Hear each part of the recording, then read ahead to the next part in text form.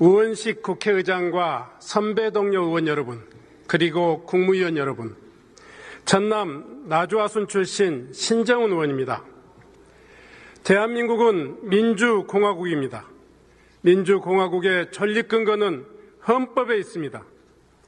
내란숙의 윤석열은 비상계엄으로 민주공화국의 기본 가치인 헌법을 부정하고 파괴했습니다. 허무맹랑한 부정선거를 근거로 계엄령을 선포하고 국회에 총을 든 군대를 보냈습니다. 헌법에도 없는 국회와 지방의회, 정당 활동을 금지하고 언론을 통제하겠다는 포고령을 발표했습니다.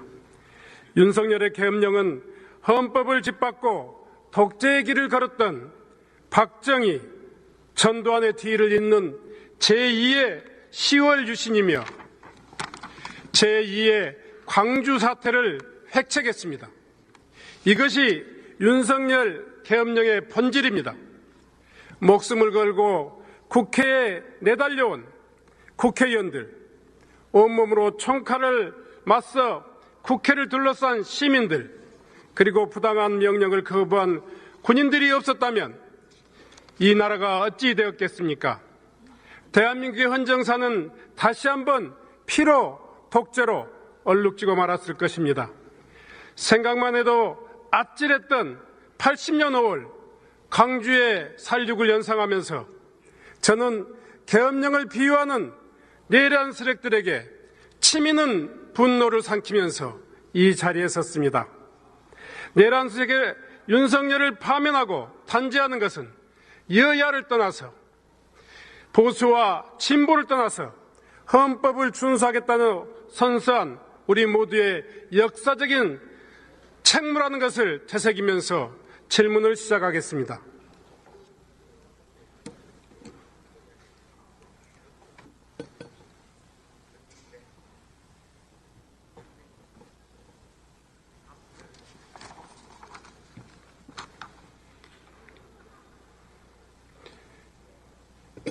법무차관 나와주시기 바랍니다.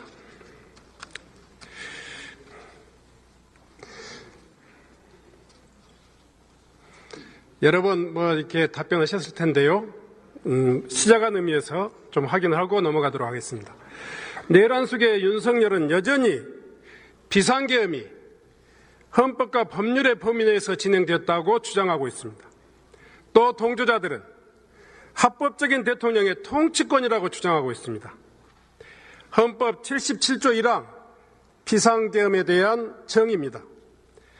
차관께서는 국회와 선관위를 무력으로 침탈했던 12.3 계엄, 이 계엄이 77조 1항에 규정하고 있는 합법적 범위 내에서 계엄령이라고 이렇게 생각하십니까? 네, 기본적으로 국회에서는 탄핵 소추 의결 과정에서 요건에 해당하지 않는 위헌적인 활동이다라고 판단을 해서 헌법재판소에 탄핵 소추를 했고 헌법재판소에서 탄핵 심리가 진행 중에 있습니다. 그래서 헌법재판소에서 관련된 내용을 판단할 것으로 생각하고 있습니다. 네, 어떤 계엄령이라도 헌법과 법률은 국회의 활동을 제한할 수 없도록 되어 있습니다.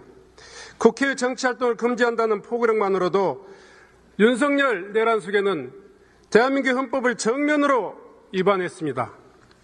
포고령뿐만이 아니라 체포의 채자도 모른다고 했지만 실제로 경찰력을 동원해서 국회를 봉쇄했고 또 주요 인사들의 체포를 기도했습니다. 이 모든 것이 경찰청장 조지호, 수방사 조성현 경비단장, 이런 윤석열 수계에 그래도 함께했던 그런 군인과 경찰에 의해서 입증되고 있습니다. 군대를 동원해서 국회의원을 끌어내고 주요 인사를 체포, 구금하려 했다면 단순한 불법 계엄이 아닌 명백한 내란 행위라고 생각하는데 여기에 대해서 어떻게 생각하십니까? 네, 앞에서 말씀드린 바와 같이 헌법재판소에서 관련 사건이 진행 중에 있고 곧 진행될 예정으로 있는 형사재판에서도 관련 내용이 심리될 것으로 예견되고 있습니다. 이미 재론의 여지가 없다는 말씀이시죠? 그 부분은 이제 재판 과정에서 명확하게 규명될 것으로 생각하고 있습니다. 네, 그러면 들어가 주시기 바랍니다. 행안부 차관 나와주시기 바랍니다.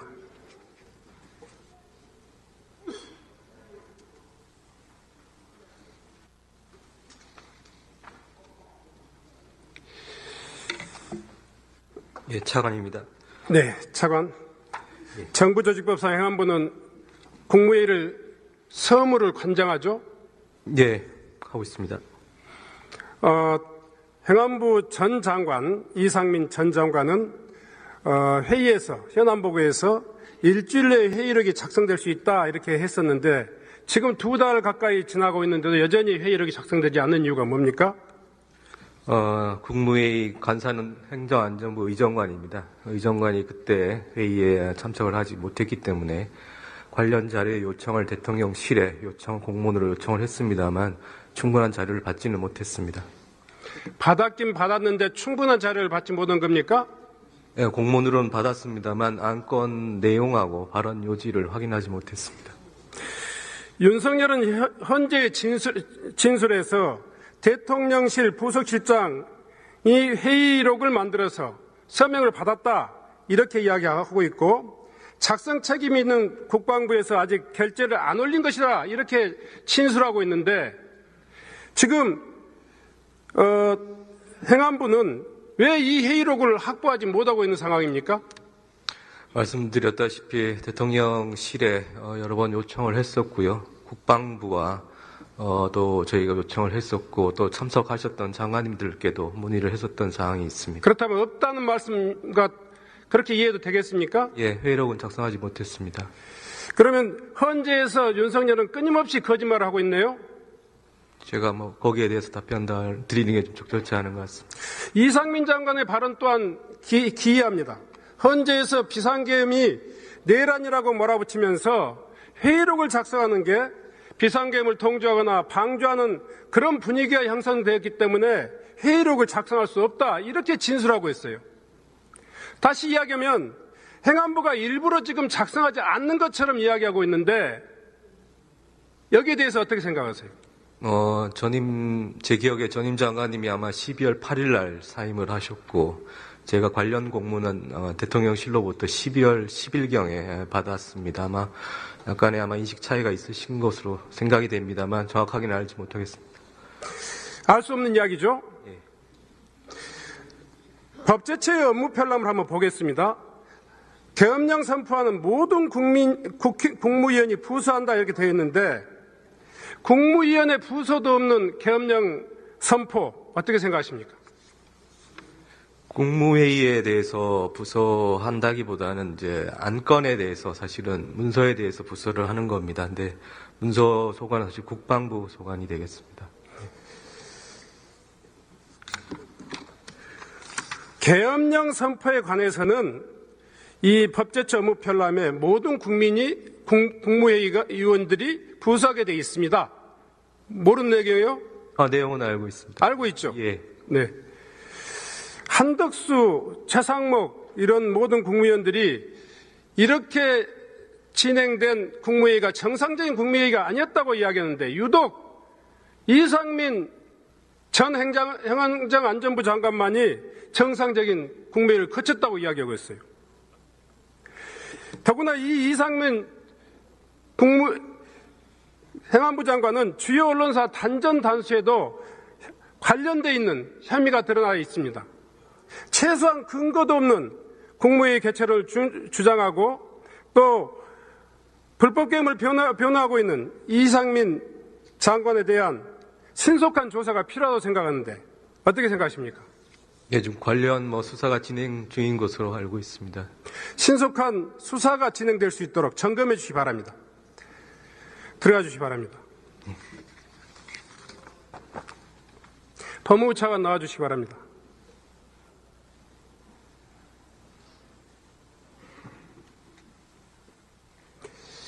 이번에는 12.3 계엄과 검찰이 연루된 정황 이거에 대해서 좀 묻겠습니다.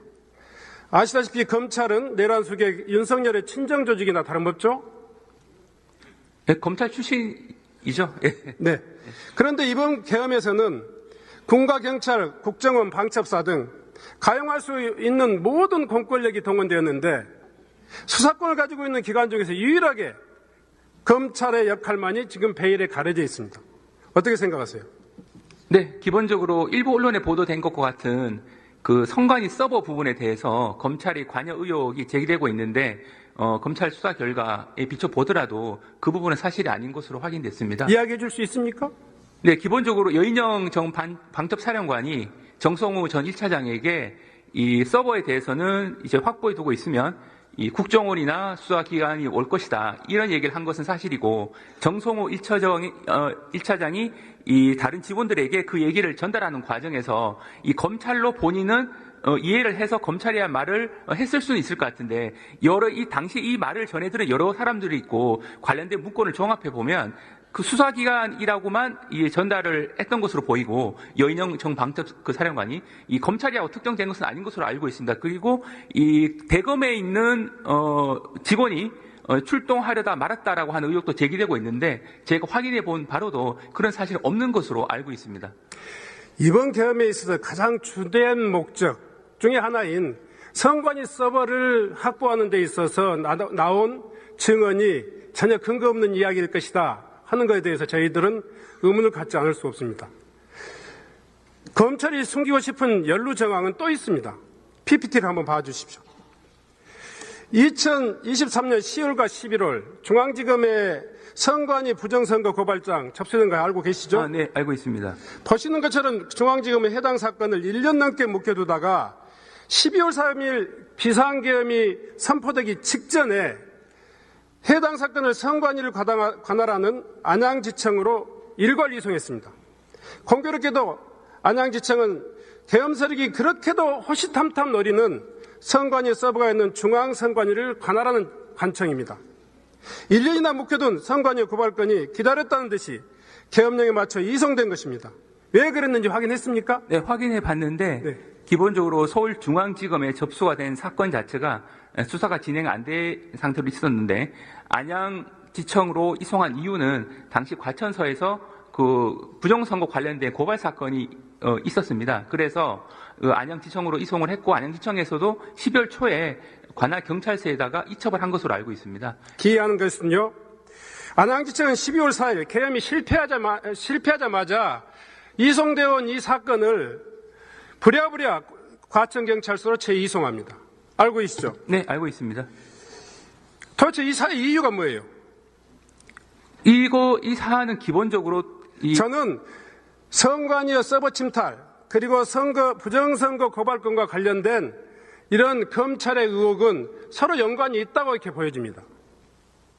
이 사건은 통상적인 업무 처리 절차에 따라서 이송이 된 사건으로 알고 있습니다. 이 문제에 대해서 다시 한번 더 철저히 경위를 파악해 보시고 관련 의혹에 대해서 해명해 주실 것을 부탁드립니다. 네, 알겠습니다. 그리고요, 김용현 사건 신병 확보 과정에서 있었던 이 검찰의 노력도 대단히 의심스러운 것은 마찬가지입니다. 김용현 사건의 압수수색영장을 준비하고 또 청구했던 것이 검찰을 통해서 이 발부되는 과정에서 김용현에 대한 신병 확보가 이루어진 거 잘 알고 계시죠? 네, 그렇습니다. 이 문제에 대해서 통상적이지 않지 않습니까? 당시에 김용현 전 장관이 연락이 기본적으로 되지 않는 상황에서 앞에서 보여주셨던 대검총장, 검찰총장, 대검차장 이런 분들이 심야에 이렇게 전화해서 피고인들에게 접촉하고 권유하고 이렇게 회유하는 이런 사례가 흔한 사례입니까? 이 사안이 워낙 엄중하고 신속하게 실체적 관계를 규명해야 될 필요성이 있는 사안 저는 고려한 겁니다. 검찰 정권과 또 검찰 수뇌부 이런 관련자들의 수사 가이드라인을 정해놓고 경찰의 수사를 그렇게 방해했던 거 아니냐 하는 의구심을 저는 신빙성 있게 관심 갖고 있습니다. 이에 대해서는 어떻게 생각합니까? 기본적으로 검찰에서는 특수본을 구성을 하고 출국 금지도 바로 신속하게 했습니다. 그리고 앞에서 보여주신 그 자료에 의하면 12월 6일자 경찰이 압수영장을 신청한 것으로 되어 있는데 검찰에서는 그것과 무관하게 나름대로 일정에 따라서 수사를 진행하려고 했는데 김영은 전 장관이 연락이 안 되는 상황에서 앞에서 보여주셨던 그 기재된 바와 같이 그런 절차를 통해서 연락을 하게 됐던 것이고 그 과정에서 특별하게 문제가 있다거나 이상한 점이 있다고는 생각하고 있지는 않습니다. 경호처 서버와 관련해서도요, 성역 없는 수사가 진행될 수 있도록 차관님의 적극적인 관심 부탁드립니다. 네, 알겠습니다. 네, 들어가 주시기 바랍니다. 행안부 차관 나와 주시기 바랍니다.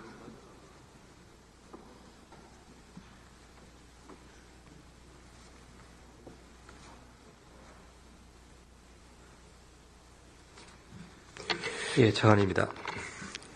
12.3 내란 사태에 가장 큰 책임을 추궁받고 있는 기관이 경찰이라는데 동의하십니까? 예, 그런데 이번 경찰 승진에 문제가 된 서울청장 자리는 어떤 자리입니까? 예, 관련이 있습니다. 한마디로 내란에 동원된 직접적인 당사자 아니겠습니까? 마땅히 불법적인 내란에 가담한 경찰 조직의 부끄러운 역사를 뼈를 깎는 각오로 반성하고 개선해야 될 그런 자리 아니겠습니까? 네, 서울청장이 현재 구치소에 있습니다. 그런 자리에 내란과 관련해요 주요한 혐의가 노무환 경찰국장 출신이 서울청장 직무대리에 발령받는 이 사실에 대해서 어떻게 이야기하시겠습니까? 네, 의원님 잘 아시겠지만 행안부 장관, 경찰청장, 서울청장이 지금 공석입니다. 네, 그 최근에 연일 집회가 계속되고 있고 서법지법 그 말씀하시기 전에요. 예. 내란 관련해서 수장이 지금 소위 말해 공석인 상황에서 그 자리를 새롭게 발령할 이유가 있다면 무엇보다도 내란 혐의가 없는 그야말로 클리어한 사람이 이 자리에 배치되는 게 너무나 당연한 이야기 아니겠습니까? 네, 그래서 일말의 책임이라도 있다면 경찰이 혐의가 있고 혐의가 있어 보이는 그러니까 지금 박현수 청장 후보는 12월 3일 밤 11시 31분 조조 경찰청장 그리고 또 경찰청 경비국장 등등과 수시로 통화해서 국회 내의 경찰병력 배치 상황 이런 등등들을 끊임없이 체크했다 이렇게 보여지는데 거기에 대해서 어떻게 생각하세요? 네, 지난 한 2달 동안 본인이 여러 행적이라든지 통화 내역들을 이미 국회에 여러 차례 말씀드렸고 아마 그 내용이 다시 구성이 된 것 같습니다.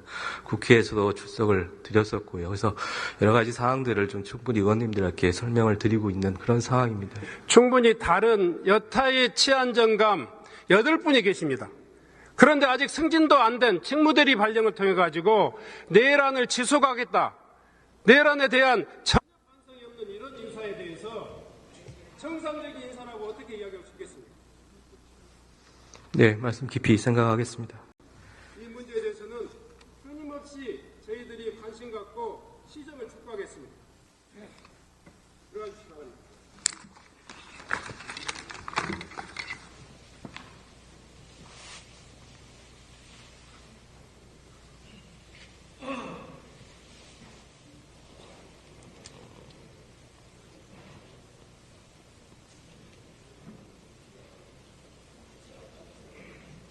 국민 여러분, 존경하는 선대동료 여러분, 우리는 국회의원으로서 헌법을 준수하고 국민을 위해서 일하겠다고 선서했습니다.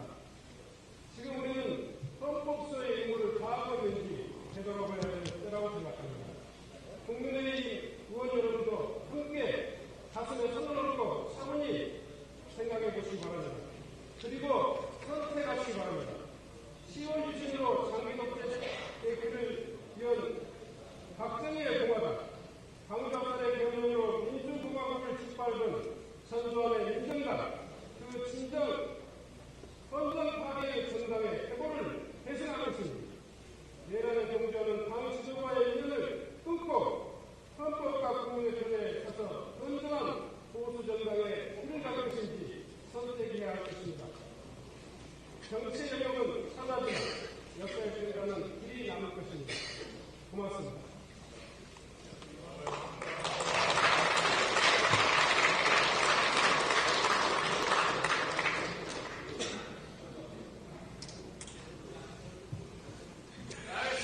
신정훈 의원 수고하셨습니다.